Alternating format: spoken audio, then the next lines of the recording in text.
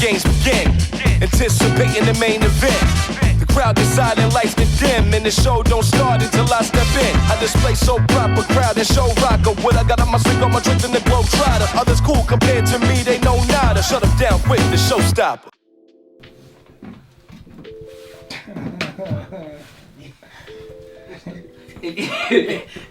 So anyway, yeah, I had a couple of topics. Well, not me, personally, counting for friends and stuff.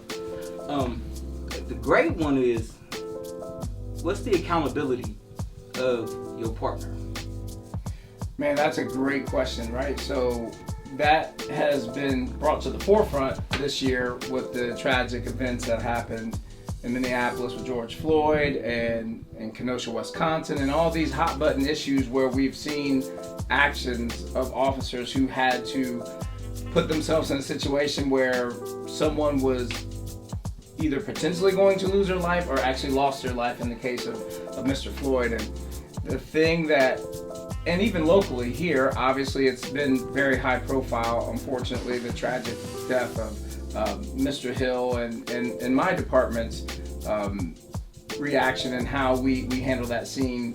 So when it comes to accountability with partners, that is something that law enforcement as a whole clearly has a lot of work to do, right? Because the officer who was kneeling on the neck of Mr. Floyd, we all saw those actions were reprehensible. Just there's no way you could describe anything that he was doing as right. But unfortunately, you still had other officers that were right there, that they may not be a partner in the sense that they ride with him every day, but once you come to a scene with other officers and you're working together, it is a brotherhood, a partnership, and yes, there is some level of accountability that needs to be taken. So in a lot of cases, officers have got to do better with the partnership, because there could be one quote-unquote bad apple officer that can ruin an entire department. And that's kind of how I ended up getting onto this job and wanting to be a police officer, because like I said, when I grew up in the neighborhood in which I grew, and as I got older, there was this one particular officer who just was terrorizing the neighborhood, and he was so bad. And if one of those officers that worked with him at that time would have just taken the time to pull him back, tell him what he was doing was wrong, we wouldn't have the issues we have in policing right now. So yes, there is a huge accountability piece that is necessary in policing with partnerships, and we still have a long way to go. But I tell you what you're seeing across the country, a trend is traditionally officers do not get charged with crimes if they weren't actually involved, but that paradigm has shifted, and communities are outraged by officers' actions, and they're expecting more and more and more from us every day. So because of that, now you are seeing in places where officers have the potential to be criminally charged by their actions, even if they didn't pull the trigger, or even if they didn't use force. So that's a great question. That's something we got to fix. Yeah. Go ahead. My question is, so, a lot of these police departments, including CPD, just across the country, are infiltrated by a lot of white terrorist supremacy groups. So what is going to be done to weed those out? Because that's where it seems like a lot of accountability is not being held. I see stories all the time where this officer in this year has beat somebody, shot somebody, but they're still in the force. And down the line, you see that they're a Proud Boy or a Boogaloo Boy or just, some type of white supremacist terrorist group. But I don't see anything being done. So what is going to be, done? Or what can we do to weed that out? A black guy, a white guy, like, I know that kind of sounds weird, but like a black police officer, a white police officer in the cars, like, I agree with that. Because we always keep saying one bad apple. Because even if we go to what happened in Washington, as we see, it was I go deeper. It was the government that was the inside job. You know what I'm saying? Because that's the situation. Yeah, I tell you what's interesting about what you're asking is it's a multi-layered answer, and I can't really necessarily speak for other departments and their hiring practices, but I did spend some time in our recruiting unit, and I was fortunate enough to travel across the country and see different hiring practices and how other departments do it from the ground up. And one of the most consistent things that I have found is that it's very difficult to find someone who potentially is part of a terrorist group, whether it's domestic or international, because we still are recovering from 9/11 20 years later. So we're just talking about terrorism as a whole, or someone who is engaging with a group that is anti this or anti that, some type of hate group, right? So what makes it difficult in the hiring process is most departments hiring, the department themselves do not do the initial background and the hiring and the scoring of that applicant. So like for example here at CPD, by the time we even get that applicant, civil service controls a lot of who gets there and how they get there.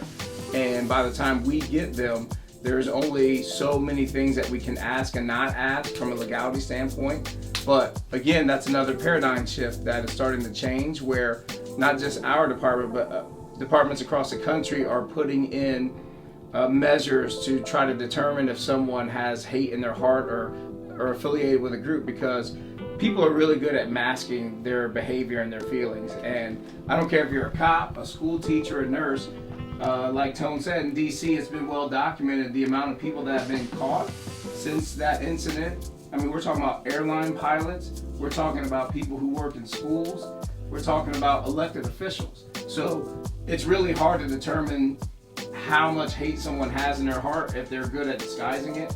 And unfortunately in our profession, that's one of the things that we have to continue to figure out how to do, is weed those people out and figure out what we're going to do to keep them out of the business. But I do notice though, like there's some, I can't speak for CBD because I'm not sure, but there's some that are out. Like they got the tats, they run in certain groups within the office, their social media, and it's just still not being stopped. I mean, again, going back to the Capitol, like these people were, constantly spewing this hate on their social medias, but nobody fires them or nobody stops them until this type of thing happened, and then oh, now let's fire them, or now let's press charges. But it's just a constant year after year. I mean, it's 2021. It's been going on since the 50s and the 60s, and I mean, as a black man, the president's coming out with reports saying, law enforcement at all levels have been infiltrated by white supremacists, and it's just nothing ever. All we do is just swap out police chiefs and swap out the mayors and swap out, but it's still the same. It just seems like nothing is being held accountable.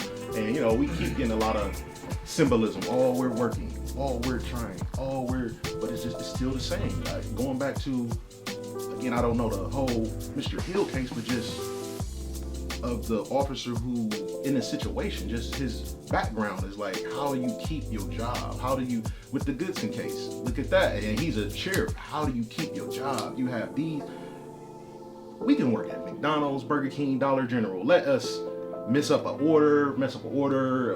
day at work, we're fired. But it's like they keep, but personally for me, it goes back to black and white. So as a black man, let me ask you this. So, I know I feel that's great, but as a black man, what is the love inside? Say for instance, I speak about my job. It's a fraternity. I look at it as a fraternity. You know what I'm saying? Because we barbers out here, as if I look at these kids, they outright, they crazy. I hold a high expectation for these barbers to be able to talk to these kids. Like, man, y'all can change these kids faster than the parents can change them because they look up to us. But as y'all's fraternity, what is the love? Like, I peeped it out one time during the Ferguson thing. It was a tussle, and the black female cop, she came up, hey, get off of him, separated the box. But as a man, like as a black man, what's the love in the fraternity of the police? And because I don't, like, it seems to me like, is it a beef amongst, like, between the black cop and the white cop? Like, hey man, y'all see some, I know they have to say foul stuff at a point in time when it's, even if it's because even if I'm driving on the street, I feel like I have to stereotype somebody. My race, everything plays a part in that. So when you riding with your partner and he stereotypes somebody, like, how does it set inside the fraternity as a black man. You know what I'm And I saying? think that goes off the question that I had asked earlier. How as a man of color, how do you stand for what's right and still do your job in front of people or around people that's not right? I think I can go back to a movie, Queen and Slim, where the young man actually killed the cop out of self-defense. And the young lady said, she said, now you're just a black boy who killed a cop. And they don't want to hear the reasoning why. And when she said that, I said, wow. I was just like, wow. Because if it was a deal, because it took me back to, George Floyd, but it also took me back to the young man that killed the 9 people in North Carolina. They took him to go get a cheeseburger. They killed George Floyd. So when she said that, I was like, wow. And so I mean, before we start filming, of course I went into the question, so I mean you can answer it now, but as a man of color, how do you stand up for what's right and still see what's wrong? Right. I tell you, that's $1 million question, right? And that's what not only myself as being a black man first, before being an officer, once I put the uniform on, is the $1 million question. So I'm going to start with the front part of what Tony said, and I'll give you a story. I was a brand new officer, and I was super excited. Less than 2 years on, I finally got an assignment where not only did I come back to the exact precinct where I grew up, but even within my area of responsibility on that precinct is literally where I grew up, Whittier and Wilson. 114 Cruiser District. I was super excited to get that assignment. The whole reason why I became a cop.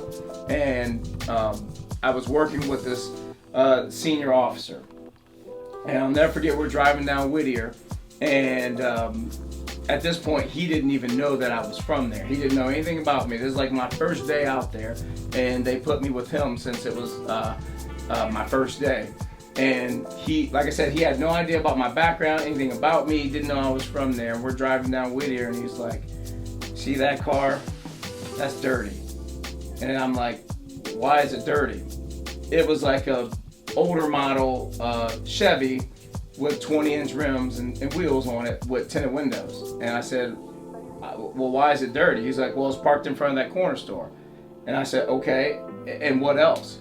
And he said, oh, I just know, I just got a feeling. And I said, feeling based on what? Like, did you have previous experience with someone who drove that car? Do you know where it's registered to? Like, what is it about that car? Was that car implicated in a crime that I'm unaware of? He's like, nah. He's like, nah, boy, I've been doing this a long time, and I just know. Wow. So I would have been fired the same Like, I would have been like, oh, I got to get up out of here. I haven't even got to the best part. So I'm brand new, right? So in any job, we always have a level of deference to those who are above us. However, I'm still a grown-ass man, okay? At the end of the day, I'm a grown man, and he a grown man, and we are equal. I don't care how much time you got on. First of all, you ain't my daddy, so stop calling me boy. Yeah, won't do that. Let's start there. And 2, we went into a deep dive about not only that car and his reasoning and logic, but a lot of other things. So I was livid, but I know better, and I took the time, instead of just being angry, of actually breaking it down, trying to talk to him, figure out what his train of thought was and all that. And it ended up actually being a blessing in disguise, because I learned way back in my career, way back then, we were talking about, this is going to shock a lot of people when I say this. So I'm going to look into the camera when I say this, because people don't get it. And I appreciate you giving me the platform to explain this. And I'll answer the back half of the question too. But what is important to know is, police are not as racist as people think they are. And what I mean by that is, are there racist cops? Absolutely. Is it as systemic and as bad as society thinks? Absolutely not. And the reason why I say that in the camera, that I could say in my heart with my professional experience, is we are talking about a fine line between being a racist and cultural competency. So what I mean by that is, that day with that officer, once I started talking more to him and I got into his background and he got into mine, once he realized I was from there, he immediately apologized and we started talking things out. And guess what? He grew up in a very homogenous area where all white school, he went to an all white church, all white college, all of his friends were white outside of the coworkers that maybe weren't white that he would interact with, come and go. Where he lived was exclusively all white. So my point is, how can we as police officers expect someone who has never experienced culture other than coming from wherever they come from into work, and then they come into this environment where unfortunately 75% of their interactions sometimes that are negative, specifically in this neighborhood that's majority black, are black people. And again, I'm not defending the officer, but what I'm saying is, so are they placed there for that reason? Like, are you placed there? Like, because I'm pretty sure, like, is it a background check? I understand that it's gotta be. Yeah. So we know you're coming from a non-cultural background when we hire you. Yeah. So why place a non-cultural background in a? I even go with this with media. It's the TV that makes us look bad. You know what I'm saying? When you see the 20-inch rims, the radio, music, and all that other stuff, I'll let you answer his question. Or do we, a lot of times, like, I get what you're saying, but do a lot of times do we give them a pass? Because when I look at it, like, yeah, he went to the white, but he's being taught that. So do we constantly give him a pass, like, oh, you don't understand? Well, they take the road of choosing not to understand. Like, we get up every day, whether when we was young now to grown men, we have to indulge with them. We gotta go to work with them. Like, even when we get some money, we go live with them. That's why I feel like vice versa. So that's what I'm saying. Do we give them a pass when we say, "Oh, they don't understand"? I get it, but a part of me disagree, because it's like, you're choosing not. Right. Well, so and you're choosing not to go. Judgmental. You're choosing. You don't gotta go live in the projects. You don't gotta live in the hood. Right. No. You can go be around different people, but they choose to separate themselves. Exactly. So I feel like we should have a reality check. If that was your background, I feel like that there should be, and I feel like that should be on both ends though. You know, say if someone comes from the hood, that's a cop, because I know some people that became cops because of how they grew up in the hood, so they want to make it better. I get it, but then there's also another side to it too, because you could go over to that neighborhood where you think that there is no crime and there's a lot of crime. Sure. So I do feel like for us, they think it's us because we show it ain't that always behavior, the black but and white it's not. though. It's not. I would because say it's that. black on black. It's black police officers that don't like black. And which black is true, but that's all. Now that's like, another you know what I'm saying? conversation. So that's not. You know what I'm Yeah, saying? that's a whole nother conversation. That's colorism and everything. Hey, but it's on That's topic fully though. loaded. But I'm just saying, and I agree. I'll let you go back to it. But like, it should be in a placement area. Like, if you don't have this, you got to go work at Independence for 2, 3, 4 years until you could get to know the kids in the area before you get to judging the kids. Like, I can't pacify. I could pacify you for not understanding us. But at the end of the day, you went to the grocery store, so you know it was love. Even if somebody let you cut it, go ahead in front of me. Like, so it's not always you looking at the big car or this or where you at, or I ain't never been around nobody at all, because you can't just turn on the TV and say, oh, I ain't never seen a black person. But when you turn on the TV, yes, you can say I stereotyped a black person from what I seen on TV. Right. So I understand that, but at the end of the day, I think the system has to do better with the placement, because if I place a lion in the cage with rabbits, I'm not going to expect the rabbits to defend themselves with this lion. Right. You know what I'm saying? And then that's how I feel about. That's dinner. You feel me? But that's how I feel about when you give somebody like that a badge. Yeah. Because I'm giving you a badge. You a lion now. It ain't nothing I can say. There's nothing I can say to you. You know what I'm saying? I'm giving you a badge. I'm giving you permission to put me in check. Right. You know what I'm saying? So then when you putting me in check, you're judging me off of what you think I am on TV. That's just like I was like, hey man, no, don't come in the badge. I don't want to see you in your badge. Because I don't want the TV to pass judgment on you. That's who you are. Like, oh, nah, but he ain't talking. He don't talk like that when he pulled me over. Nah, because you was in the wrong. Yeah. You know what I'm saying? So if I'm pulling you over, yeah, that's like, I had a conversation with one cop. He was like, man, Tone, the best thing that you could do for me when I pull you over is roll all your windows down. And I was like, huh? You got tint on all your windows? Roll them all down. Let me feel safe. And I'm like, shit, I agree. You know what I'm saying? Because you are a human at the end of the day. So if I roll down all my windows and you walk up to my car and you're safe, I'm safe too. But if my windows up and you're scared, then I have a reason. You have a reason to be scared because you don't know what's in my car. Right. You know what I'm saying? But if I'm acknowledging you, letting you know, like, man, you a cop, ain't nothing in my car, I'm good, let me go home. I'm doing what I need to do. But I think when the system places them in that situation and I'm giving you a badge, I'm giving a dude that ain't never gotten a fight, never won a fight, never lost a fight a badge. Yeah. But then I expect this man to patrol an area that he's never been around. It's kind of like a catch-22. And let me just clean up where I was with that. So, to be clear,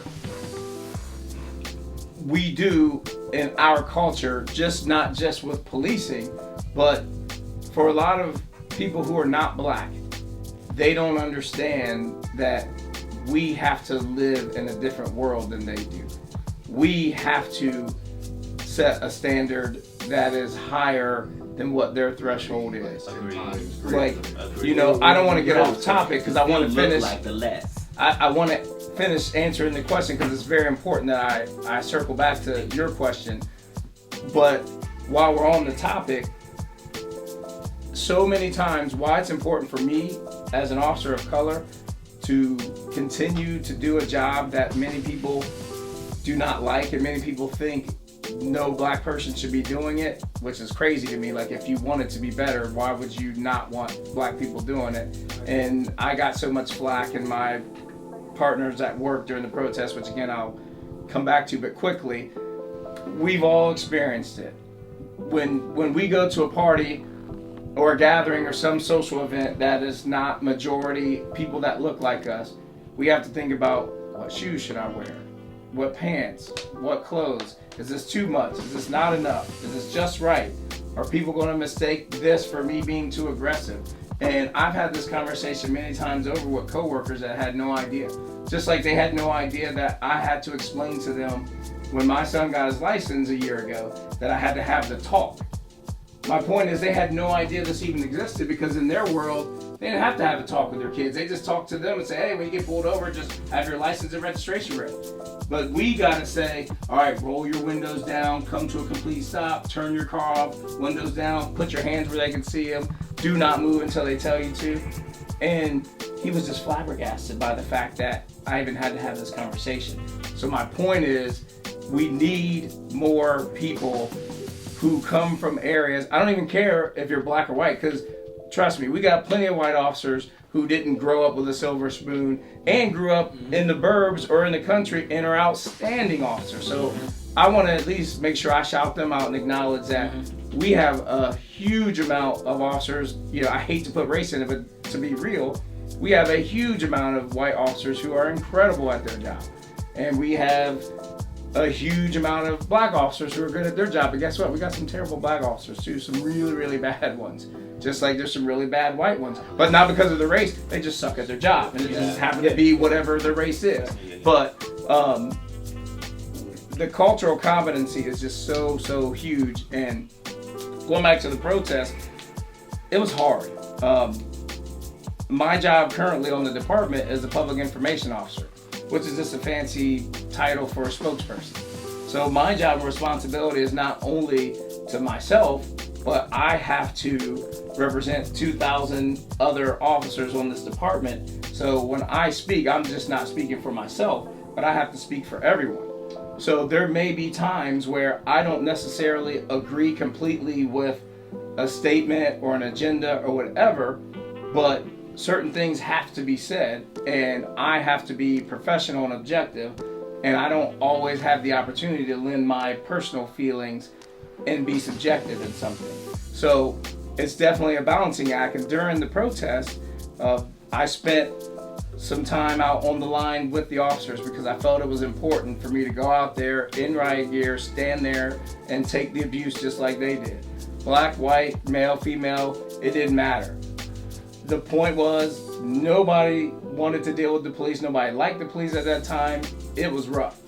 And is that me? Sorry. Let me make sure. I thought I muted that. My phone should not be going off. It is. I don't even know who that is. Sorry. Let me mute that. My bad. You look like I know like me. Not. Say nothing. No, we're not angry. Yeah. No, that's good. No, but so getting back to A it. stereotype. That's right. Stereotype. Well, good thing we're all mildly light skinned because it's like, oh. Well, Yeah, that's colorism. Yeah. We all over the place. Yeah. I mean, period. We need a wall here. See, wall. But Next episode, y'all see wall. No. My fault. You know, once the dark skin. Keep the chair. yeah. But I got No.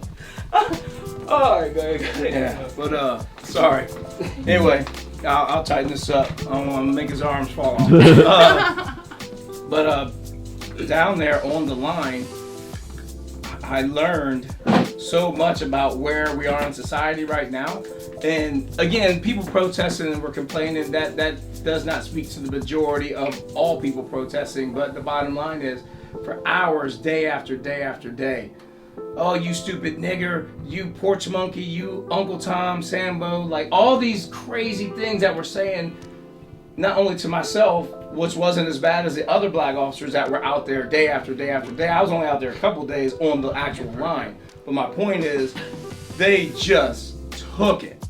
And I have to give credit to a lot of the white officers who, for the first time in their life, some of them realized, wow, I guess I didn't realize how bad you actually had it. Because they were ready to defend their brother in blue and pull them off the line and get them away from these people because they were despising the behavior and the act of these protesters and how they were treating black officers. So it hurt me just like it hurt majority of the black officers, because guess what?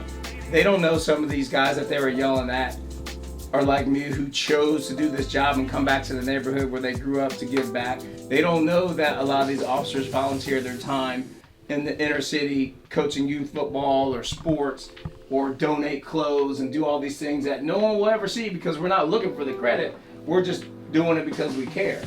But yet you have another black person standing across that line and they're so angry at the uniform and what it represents, they can't even see past the face. And we get that, but it still hurts. And it's hard for me to stand there and take that and not want to lash out at that person and say, hey, you don't know me, just like I don't know you. How would you like it if I came to your accounting job and criticized everything you did and stood there and complained without having any facts about me personally? But again, I get it. The protests are about the big picture. And we all have to learn how to do better from a policing standpoint, or it's never going to get better. I mean, that's just the bottom line on that one. But it hurt. I mean, there were nights I went home where I couldn't sleep. And it was just replaying in my head over and over and over the things that people were saying. Like, people forget we are human. Like, I have a family. Like, I have a responsibility outside of work. I'm not a robot. Guess what? I gotta go number 2 just like everybody else, and I stink too, right? So, I mean, it sucks. It really, really was hard. And I just hope that every officer who was involved in the protest, regardless of race, how much time they got on, whatever, has learned from that experience, and it better have made them a better officer.